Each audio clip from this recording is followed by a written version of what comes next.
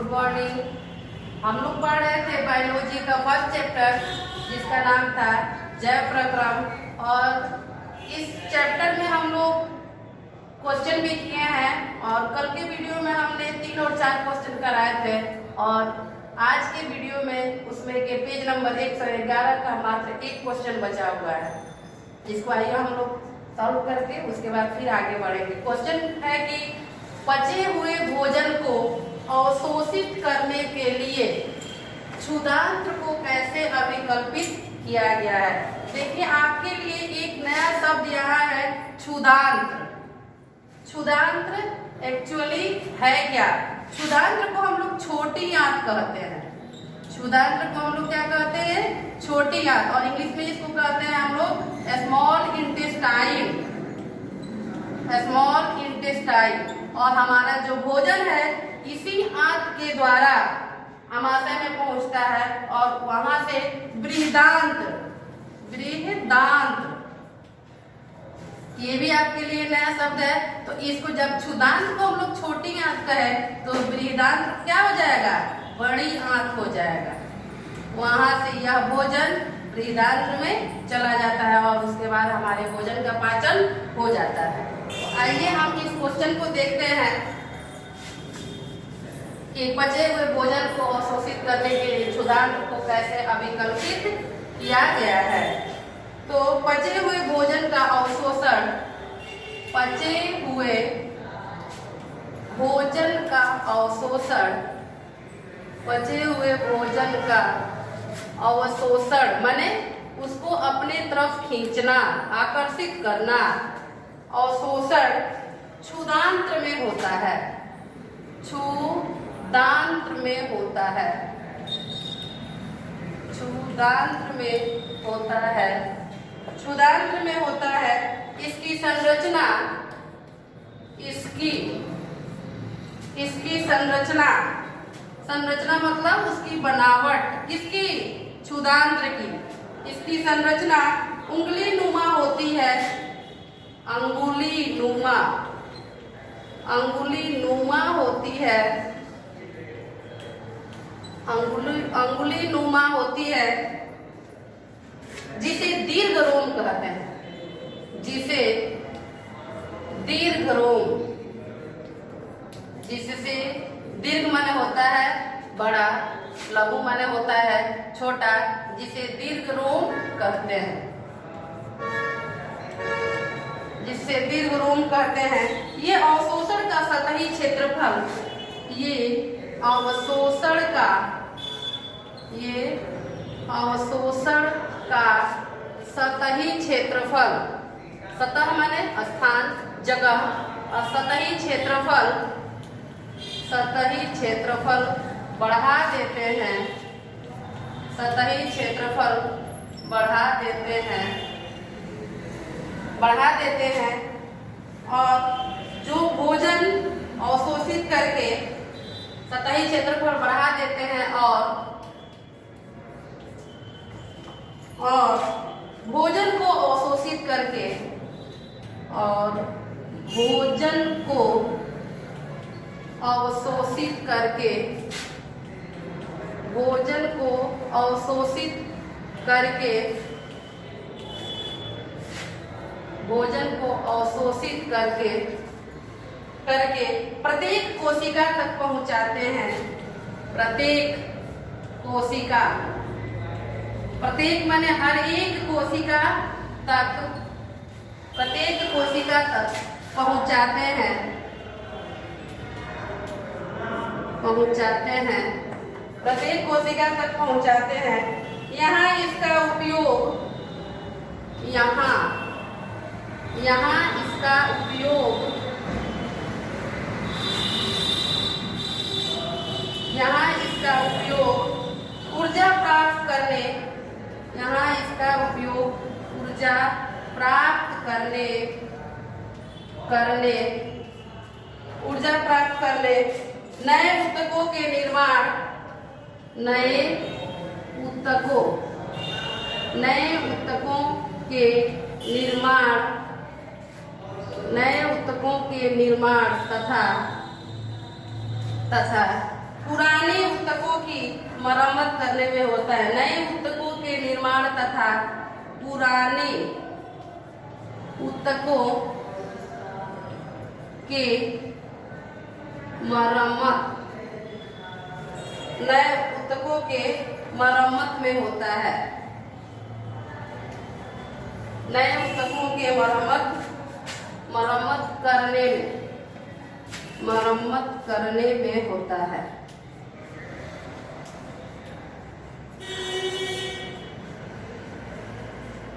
ऊतक हमने आप लोगों को 9th क्लास में भी पढ़ाया था कि ऊतक क्या है। कोशिकाओं के समूह को हम लोग क्या कहते हैं? ऊतक कहते हैं। बहुत सी कोशिकाएं मिलकर ऊतक का निर्माण करती है, बहुत से ऊतक मिलके अंग का निर्माण करते हैं और बहुत से अंग मिलके अंग तंत्र का निर्माण करते हैं और यही सारे अंग तंत्र एक साथ मिलके हमारे पूरे शरीर का निर्माण करते हैं। तो यहाँ पे कह रहे हैं कि यहाँ इसका उपयोग ऊर्जा प्राप्त करने, नए ऊतकों के निर्माण तथा पुराने ऊतकों के मरम्मत, यानी जो ऊतक थोड़ा सा कमजोर है उसको मरम्मत करने में भी क्या करता है? उपयोग होता है। तो आइए इसके बाद हम इसको आप लोग अपने कॉपी में नोट कर लीजिए। इसके बाद हम पेज नंबर 116 का first question, page number 116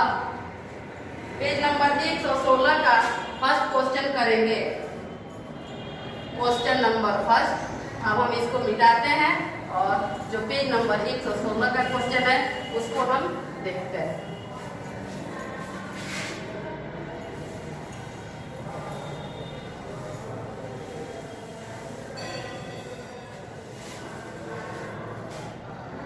page number 116 में क्वेश्चन है कि श्वसन के लिए श्वसन के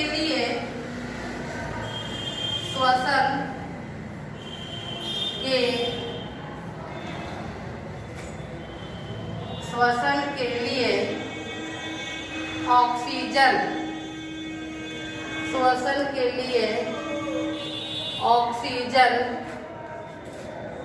प्राप्त करने की दिशा में, ऑक्सीजन प्राप्त करने की दिशा में, श्वसन के लिए ऑक्सीजन प्राप्त करने की दिशा में एक जलीय जीव,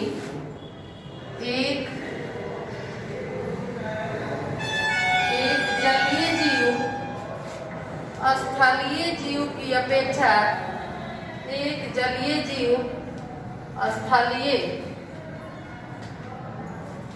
जीव की अपेक्षा, स्थलीय जीव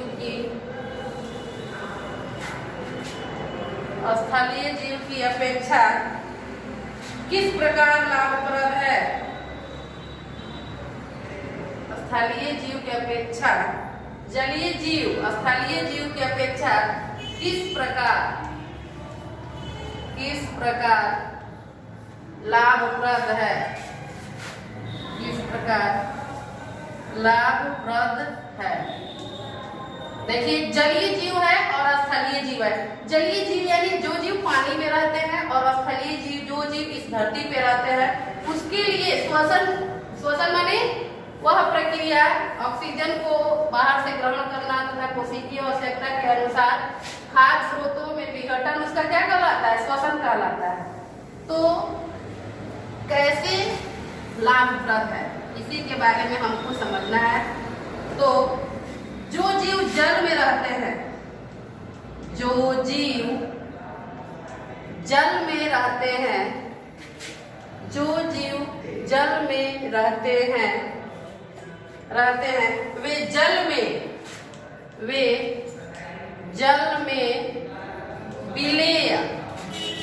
विलेय माने क्या हुआ? घुला हुआ। जो जल में विलेय, O2 माने ऑक्सीजन का उपयोग करते हैं, ऑक्सीजन का उपयोग करते हैं। क्योंकि जल में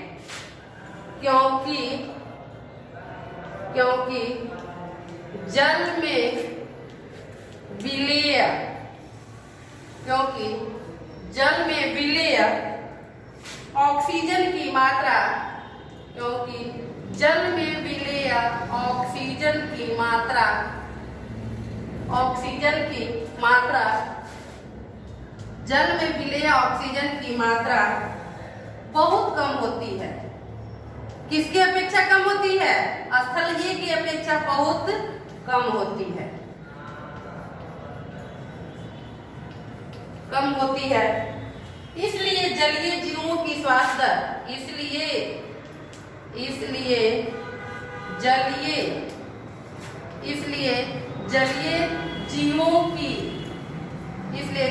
जीवों की श्वास दर माने सांस लेने की प्रक्रिया या श्वास दर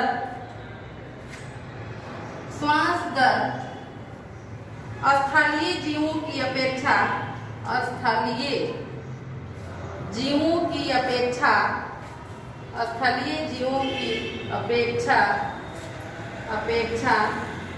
कम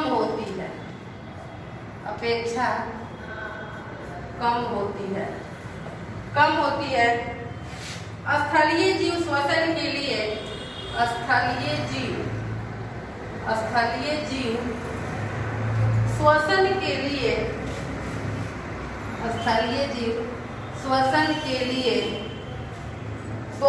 लिए वायुमंडल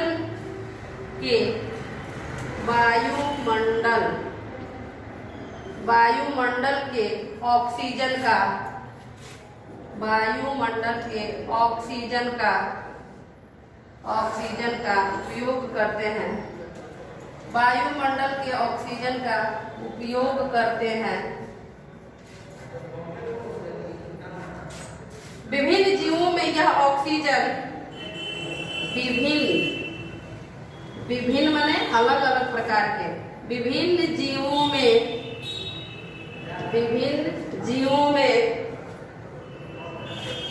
यह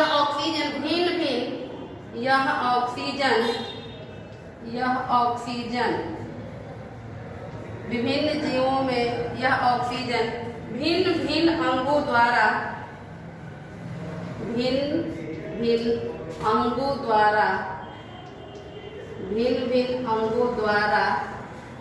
भिन्न भिन्न अंगों द्वारा अवशोषित किया जाता है, अवशोषित किया जाता है, अवशोषित किया जाता है। यही है मेरा क्वेश्चन कि जो जीव जल में रहते हैं वह जल में घुले हुए ऑक्सीजन का ही उपयोग करेंगे। जैसे मछली है तो मछली तो जल में रहती है, तो उसको भी जीवित रहने के लिए सांस लेने की आवश्यकता होती है, तो मछली जल के बाहर निकल के थोड़ी सांस लेगी, जल में घुले हुए ऑक्सीजन का ही उपयोग करती है। और जल में जो घुला हुआ ऑक्सीजन है वायुमंडल में ऑक्सीजन की अपेक्षा क्या है? कम है। इसलिए जलीय जीव की श्वास दर स्थलीय जीवों की अपेक्षा कम होती है। स्थलीय जीव श्वसन के लिए वायुमंडल के ऑक्सीजन का उपयोग करते हैं और विभिन्न जीवों में यह ऑक्सीजन भिन्न भिन्न अंगों द्वारा अवशोषित किया जाता है। तो ये था पेज नंबर 116 का पहला प्रश्न। इसके बाद वाले जो प्रश्न है आपको अगले वीडियो में मिलेगा। तब तक आप घर पर रहिए, सुरक्षित रहिए और ऑनलाइन के माध्यम से अपनी पढ़ाई को जारी रखिए। और जहाँ कहीं भी दिक्कत हो आप पूछ सकते हैं उसको फोन करके या वीडियो के माध्यम से भी उसको पूछ सकते हैं। ये क्वेश्चन हमको समझ में नहीं आया है, आप बता दीजिए। धन्यवाद।